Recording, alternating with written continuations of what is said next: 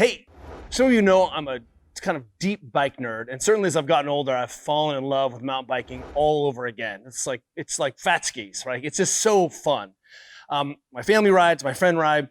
So one of the things what we find ourselves is, every once in a while new bikes come into our lives. So we happen to be at the world headquarters in Morgan Hill at Specialized in Retool. And Retool is the body geometry, body fit, bike fit wing of Specialized. So we have all this incredible technology and mind blowing, but we're also what the genius is. This is Aaron Post, who help make the rider fit the bike, and more importantly, the bike also fit the rider. That conversation, so that we get out of, we don't end up with some silly overuse injuries, problems. We just see that it's easy to do a lot of work in bad positions quickly, and then secondarily, it's even less about that. It's about wattage and power, right? I mean, that's really what we're talking about, getting the most out of the bike. So the setup right now is that this is my new bike.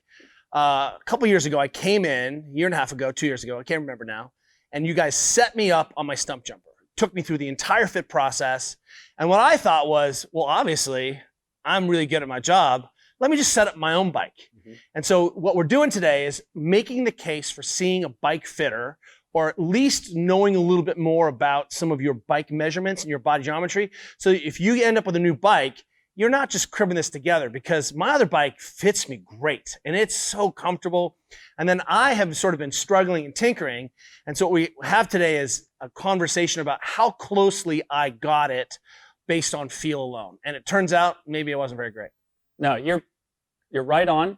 You're just like so many other riders out there that get their new bike and they want it to match exactly like their old bike. They forget that their fitter emailed them a fit document that has all the measurements. They're not exactly sure where they saved that piece of paper or what email that went to.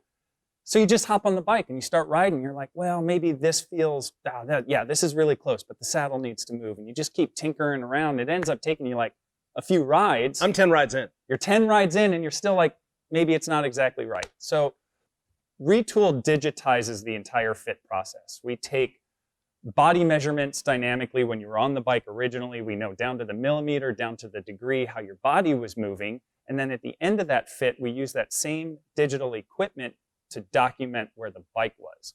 So I've pulled up your report. I'm taking a look at a side-by-side comparison of where your bike was when we did it a year ago versus where you've gotten your Epic today. So slightly different bikes. A little bit more aggressive. How much does that matter? Does that matter a lot? Or is it really the seat height to the bottom of the pedal is pretty, my femur doesn't change? If your goal is to make the bike feel the same between different experiences, then it doesn't really matter what's right here. I'll fit you to a refrigerator box if it's got a seat and handlebars, right?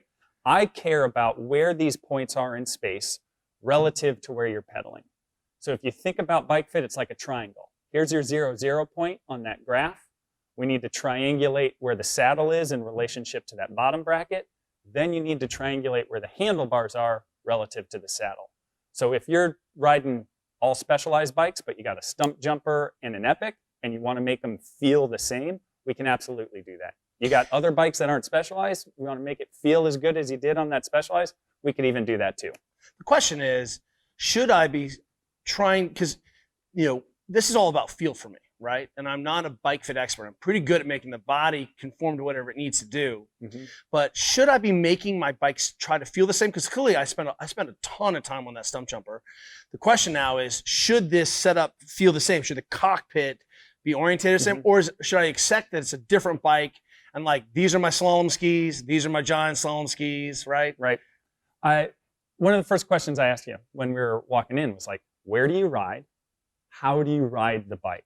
So if you're riding your stump jumper and your Epic the same way, yes, on the same trails, then it makes sense to have their fits be almost identical.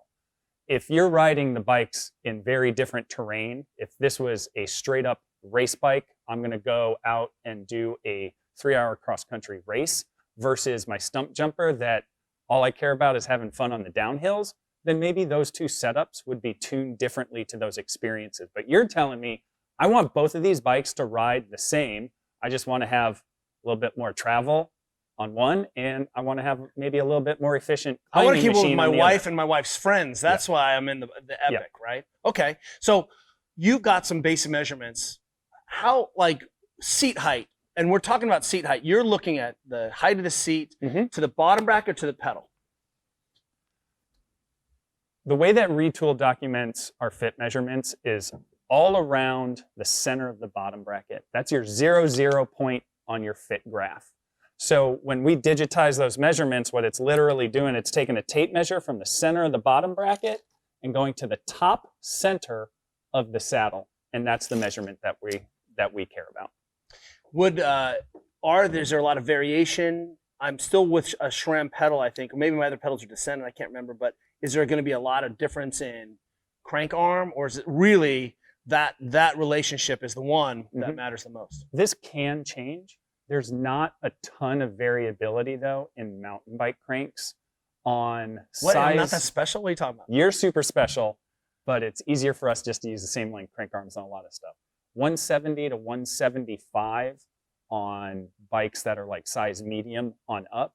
Sometimes on smaller bikes, you might see some shorter crank arms, some 165s. But even then, you're talking 165 at the bottom end, 175 at the high end, and you can always just add that math in to set your saddle height. So we've got our center point. How off? No, tell me, how much did I nail it? How much was the difference? Because, you know, it feels like I'm generating a ton of good power on this position. Like I feel like I'm slaying my friends right now. Great. Glad you're doing really well. But if our goal was to be exactly where you were off of your initial fit, you're off by about 1.5 centimeters on your saddle height. That's just 1.5 centimeters. So that's only just by that subjective feel. So maybe that subjective feel isn't necessarily the best. How would I be compensating? Is it that I'm making the seat lower so that I don't have to stretch as far? Like what's going on? Why would I do that? Or I just am like, I didn't know. It's interesting that you bring that up, because one of the other things that you had mentioned was feeling like maybe my reach to the handlebars wasn't where it wanted to be. So this is a great point about how the setup up here affects how you feel here. So it's not just your saddle height that's affecting how you're feeling at the saddle, it's also your reach to your bars. And we see that your reach to your bars is a little bit longer. Like maybe almost 2 centimeters? Yep. So with that extra length there, when you bring your saddle down, because it's on an angle here, that's also effectively bringing you a little bit closer. So you may have been trying to solve for one by moving over here. Meanwhile, I'm just riding like a little clown in a tiny car now and maybe not expressing my full power. You're talking about power, and one of the things that can happen is sometimes, depending on the rider, you get a little bit lower saddle height. That's kind of like being a little bit deeper in that squat. And sometimes that makes you feel like you're more in your mid-range and you're really expressing a lot more of that power from your glutes and your quads. Might feel like you're pushing more power into the pedals. But there's a trade-off. If you start going lower and lower, you're starting to put more load on the backside of the patella, so then there's a higher potential for knee issues. And potentially lost power. Because ultimately, the thing I'm interested in is how fast can I make the climb? That is my jam. We love to climb in our, that's what we love to do. We love to just go out and suffer straight up hills, right? Downhills, we have fun, but it's not the reason we ride. We like to go long distances. So, okay, with that in mind, knowing that reference, where do we begin to do that? Do we start to should I go back up to that seat height and see how that feels? What's the next step of this? Because, the bottom line is I'm trying to make the case that, it's feel is not good enough. And clearly the goal here was to say, how close did I nail it? Based on, and I'm pretty aware of my own body and positions, and obviously I didn't nail it. I mean, I feel like 1.5 centimeters is a lot. It is. It's pretty significant. That could be a few degrees of flexion at the knee at the bottom of your pedal stroke if we had you on and remeasured your body movement. The way that I like to set up the bike is there's a specific order of operations.